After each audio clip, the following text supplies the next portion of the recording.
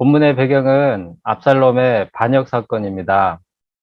다윗의 셋째 아들 압살롬이 반역을 일으켜서 다윗은 황급히 예루살렘을 빠져나가게 되죠. 그리고 전력을 정비해서 압살롬의 군대와 일전을 벌이는데 다윗은 자신의 장수들에게 압살롬을 죽이지 말라는 당부를 합니다. 그런데 다윗의 부하장수 요압이 다윗의 명을 어기고 후환을 없애고자 압살롬을 죽이고 말지요. 오늘 읽은 본문 말씀은 압살롬의 죽음을 다윗이 크게 슬퍼한다는 소식을 들은 백성들이 어떻게 반응했는지, 그리고 다윗이 슬퍼하는 모습을 소개하고 있습니다. 전투가 벌어진 날 다윗은 친히 나가서 싸우려고 했지만 다윗의 장수들은 적들이 노리는 것은 그 누구보다도 다윗 왕인 만큼 다윗은 출정을 하지 말고 성에 머물기를 간청합니다. 그래서 다윗은 성에 머물면서 전투의 결과를 기다리고 있었습니다. 그리고 전장의 소식을 들고 오는 전령을 맞이했을 때 다윗은 아들 압살롬이 어떻게 되었는지부터 물어보았죠.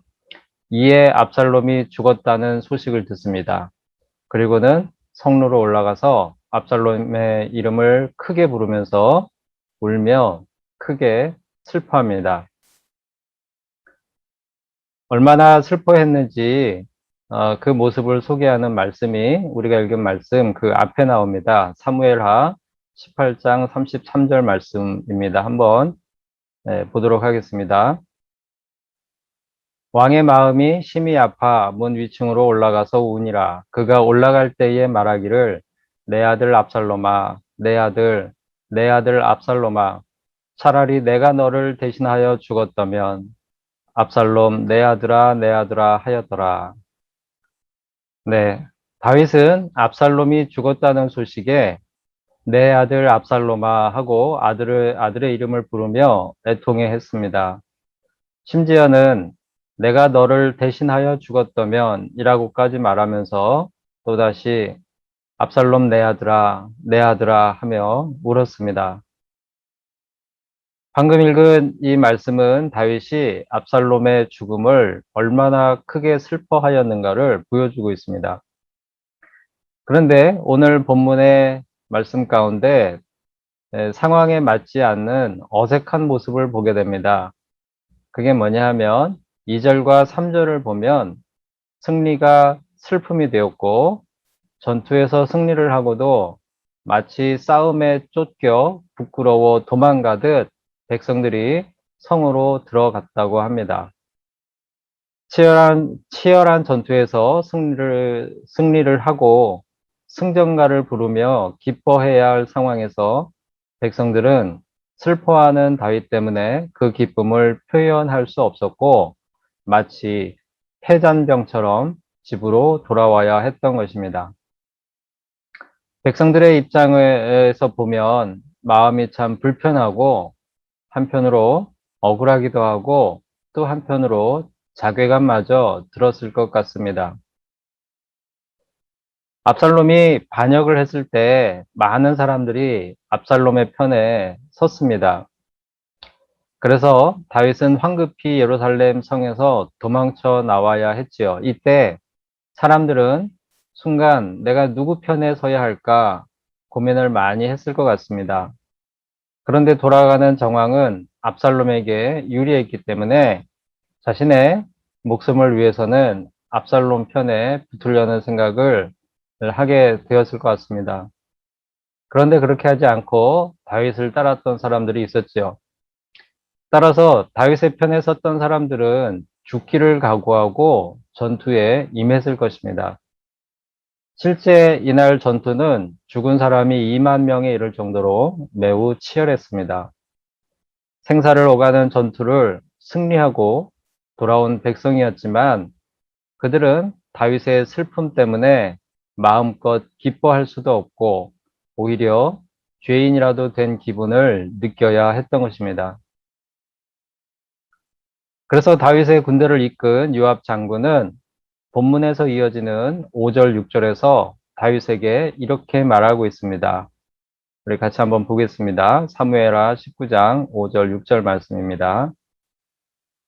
요압이 집에 들어가서 왕께 말씀드리되 왕께서 오늘 왕의 생명과 왕의 자녀와 자녀의 생명과 처첩과 비빈들의 생명을 구원한 모든 부하들의 얼굴을 부끄럽게 하시니 이는 왕께서 미워하는 자는 사랑하시며 사랑하는 자는 미워하시고 오늘 지휘관들과 부하들을 멸시하심을 나타내심이라. 오늘 내가 깨달으니 만일 압살롬이 살고 오늘 우리가 다 죽었다면 왕이 마땅히 여기실 뻔하였나이다. 요압은 다윗의 슬픔은 다윗을 위해 생명을 바친 사람들을 오히려 부끄럽게 만들고 있으며 압살롬과 싸우다가 압살롬이 아닌 요압 자신이 죽었다면 왕께서 그렇게까지 슬퍼하시겠냐라고 말하고 있는 것이죠. 이 말은 우리가 도대체 무엇을 위해 목숨을 바쳐 싸우는지 모르겠으며 차라리 내가 죽는 것이 나을 뻔했다라고 하는 왕께서는 지금 우리들을 멸시하고 있는 것입니다라고 하는 그 심정을 이야기하고 있는 것입니다. 그러므로 사실 아들을 잃은 슬픔은 이해하지만 자신을 위해 목숨을 바쳐 희생한 백성들 앞에서 그렇게 크게 슬퍼하는 모습을 보이는 다윗의 행동이 좀 너무한 것 아닌가, 좀 과한 것 아닌가라는 생각을 하게 됩니다. 사실 압살롬은 백성들이 볼 때 죽어 마땅한 자였죠. 그는 아버지를 해하려고 했고 아버지의 후궁들을 백성들이 지켜보는 앞에서 백주대낮에 겁탈한 페륜하였습니다. 그리고 하나님의 기름 부음을 받은 자를 상대로 반역을 일으킨 국가의 대역 죄인이기에 하나님의 심판을 받아 마땅한 자였기 때문입니다. 부모를 해하거나 죽인 사람들을 우리는 인륜을 저버린 페륜아라고 합니다. 페륜 범죄는 예나 지금이나 사람들에게 큰 충격을 주며 엄한 벌로 다스려졌습니다. 우리나라 역사에서 조선의 가장 훌륭한 왕을 꼽으라면 단연 세종대왕이라고 할 것입니다. 세종대왕 시대에 백성들의 윤리의식을 높이기 위해서 오늘날의 도덕교과서 같은 삼강행실도라는 책을 편찬합니다. 그 책을 편찬하게 된 계기는 경상남도 진주에서 일어난 폐륜 범죄 사건이었습니다. 당시 진주에 사는 김화라고 하는 인물이 자신의 아버지를 죽인 사건이 벌어집니다. 이 사건은 당시 조선 사회에 충격을 주었고 세종과 대신들이 조정에서 이 사건을 다루기까지 하였습니다. 이 일이 있은 후에 세종은 유교의 도덕 사상의 기본이 되는 삼강오륜을 백성들에게 더 철저히 가르쳐서 다시는 이러한 폐륜 범죄가 일어나지 않도록 하기 위해 삼강행시도를 편찬하게 했던 것이죠. 또 한 가지 역사 사례를 말씀을 드리자면 조선의 15대 왕이었지만 자리에서 쫓겨난 광해군도 그 탄핵 사연은 왕권을 지키기 위해 형제를 죽이고 어머니를 폐비시킨 폐륜이었습니다. 오늘날 역사가들은 광해군의 업적을 좋게 평가하기도 하지만 당시에는 왕권을 지키기 위해 어쩔 수 없는 선택이었다 하더라도 탄핵의 빌미를 제공하기에 충분한 그런 사건이었던 것이죠. 또한 압살롬은 한 걸음 더 나아가서 하나님의 기름 부음을 받은 자에 대한 반역 죄인이었습니다. 국가에 대한 반역죄는 과거와 현재 어느 나라를 막론하고 가장 큰 형벌로 다스리는 죄입니다. 특히 다윗 같은 경우에는 자신을 죽이고자 혈안이 된 사울 왕을 오히려 다윗이 죽일 수 있는 몇 차례의 기회가 있었음에도 하나님의 기름 부음을 받은 자를 내 손으로 해할 수 없다면서 사울을 살려 주었었죠.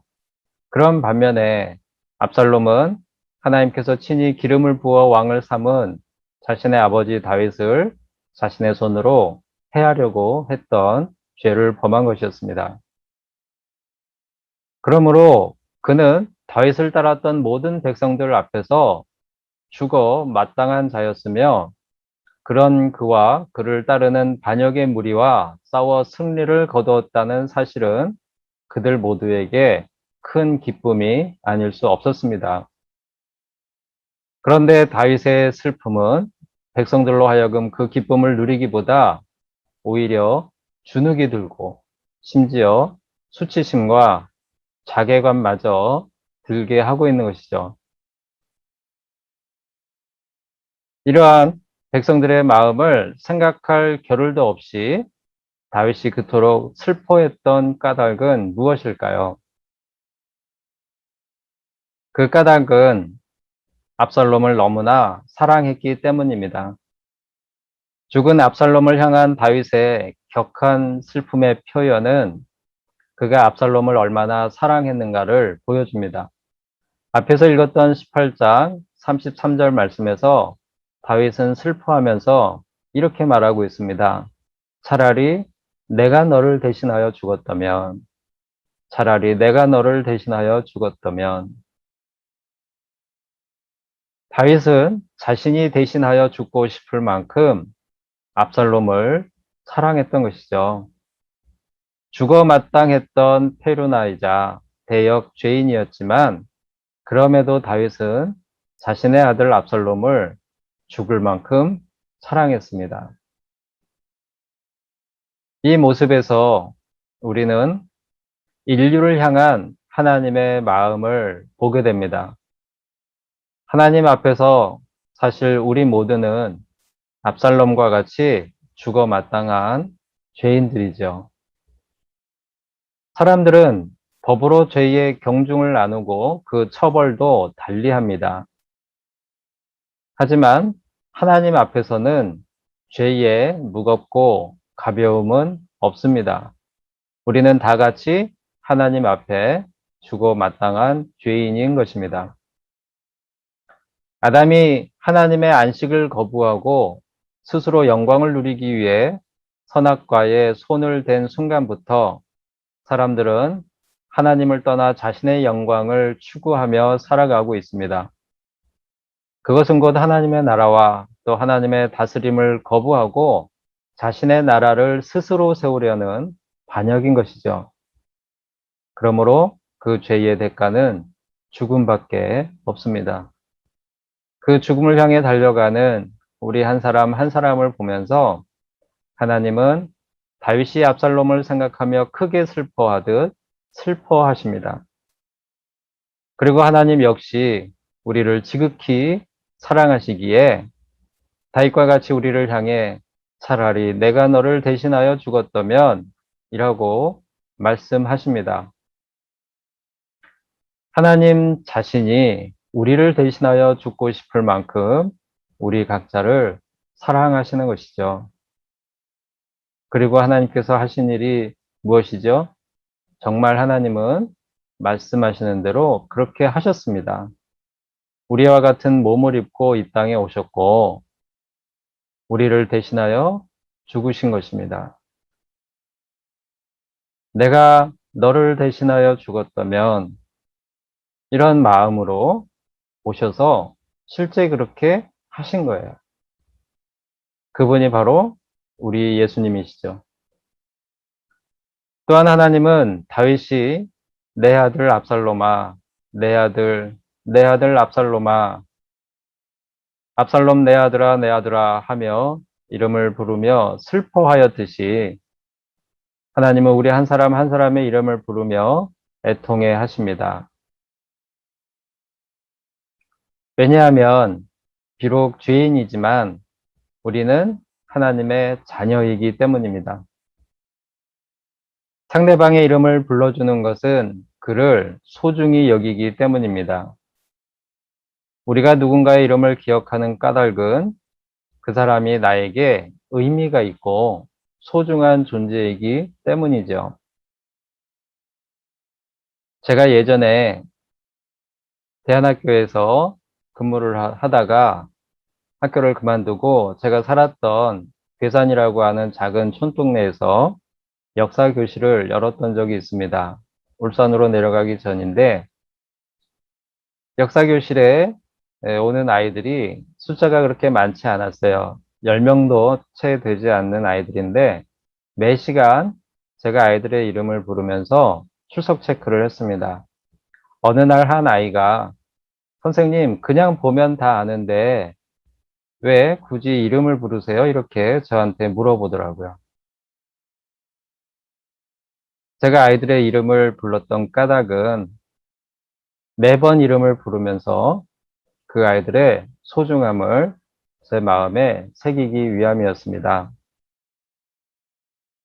이름을 불러준다는 것, 누군가 나의 이름을 불러준다는 것, 그게 어떤 의미가 있을까? 또 하나 우리가 생각해 보는 게 우리나라, 우리나라에 기독교가 전파되기 시작했을 때 선교사들은 자신의 이름조차 없이 차별과 천대를 받고 살았던 이 땅의 여성들에게 이름을 지어주었습니다. 유교 사회에서 여자들은 제대로 사람 대접을 받지 못하고 살았었지요. 특히 평민층 이하의 여자들은 자신의 이름조차도 제대로 받지 못하고 살아야 했습니다.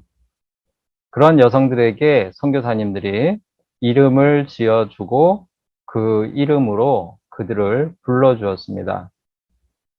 당신은 그만큼 소중한 존재입니다. 라고 하는 그것을 보여준 것이죠. 그렇게 선교사들이 그들의 이름을 불러주었을 때 그 여성들은 자신들의 삶의 가치를 새롭게 발견하였고 그 전과는 전혀 다른 삶을 살게 되었습니다. 다윗이 압살롬의 이름을 목 놓아 부른 것은 그만큼 그 자신에게 아들 압살롬이 소중한 존재였기 때문이죠. 우리 하나님 아버지께서도 우리 이름을 그렇게 불러주십니다. 우리가 잘 아는 이사야 43장 1절 말씀을 한번 읽어보겠습니다. 야곱아, 너를 창조하신 여호와께서 지금 말씀하시느니라. 이스라엘아, 너를 지으신 이가 말씀하시느니라. 너는 두려워하지 말라. 내가 너를 구속하였고 내가 너를 지명하여 불렀나니 너는 내 것이라. 아멘. 하나님은 이스라엘 백성들에게 이사야에서 구원을 약속하시면서 내가 너를 지명하여 불렀다라고 말씀하십니다. 지명하여 불렀다는 것은 이름을 불렀다, 이름을 불러주셨다는 말씀이죠. 하나님은 우리를 부르실 때 지명하여 부르십니다. 우리 이름을 부르며 내 아들, 내 딸 아무개야 라고 부르시는 것이죠. 하나님은 우리가 아파하고 슬퍼할 때, 외로움과 고통 속에 있을 때, 우리 한 사람 한 사람의 이름을 부르며 우리 슬픔과 고통에 동참하십니다. 왜냐하면 우리 모두가 하나님께 소중하고 가치 있는 존재이기 때문입니다. 아무도 나의 이름을 불러주지 않을 때 우리는 참 외롭죠.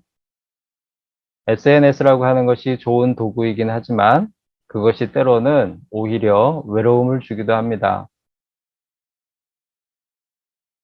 하루 종일 카톡이 울리지 않을 때 휴대폰을 열어봐도 아무런 문자도 오지 않아요. 혹시 그런 경험 있지 않으십니까? 아무도 나에게 관심 갖는 것 같지 않고 내 이름에 관심 갖지 않고 나를 찾지도 않고 불러주지도 않고 더군다나 나는 힘들어 죽겠는 그런 상황에 처했는데 아무도 나의 이름을 불러주지 않을 때 우리는 더 많은 고독을 느끼고 또 고통과 슬픔을 느낍니다. 하지만 반드시 우리가 기억해야 할 것이 하나님께서 우리를 지명하여 불러주십니다. 사랑하는 성도 여러분, 반역 죄인이자 테르나인 압살롬을 향한 다윗의 슬픔은 그를 위해 목숨까지 바친 자들의 마음을 불편하게 만들고 자괴감이 들게 할 정도로 격한 행동으로 나타났습니다. 하지만 우리는 다윗의 그러한 격한 슬픔을 보면서 우리를 향한 하나님의 마음이 저런 것이었구나, 하나님의 사랑이 저런 것이었구나, 라고 하는 것을 느끼게 되는 것 같습니다. 사실 하나님의 사랑은 다윗의 그 마음 이상으로 큰 것이죠. 하나님은 그 사랑을 실제로 우리를 위해 대신 죽으심으로 나타내 보이셨습니다.